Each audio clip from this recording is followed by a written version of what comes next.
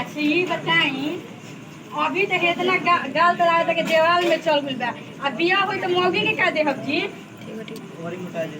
मोटा जिनका ओ घरी का काजू किशमिश का खाई में मोटा जिन रहुआ ओ घरी रुकी ना हम हवा भरे के इंतजाम करत नहीं रहुआ के बढ़िया में धो कट करी कट बा अभी हम ऊपर की गीत गाओ जाओ हमने थोड़ा सा ले जाओ आई ठीक बा है लेकिन कुछ भी कर बोल जब तो काजल सही टॉप के तो जूम करो फेस पे है इतना पूछी आराम से जा अल्लाह अल्लाह के लगा के कर तो रोवा कपार पे चढ़ गनी का हां चालू भाई यार मोबाइल चालू करते नु चलो जा हट बबुआ चलो जा भाटे खाती के पीछा गीत गावे तो चाहिए ला आगुल मैसेंजर पे कॉल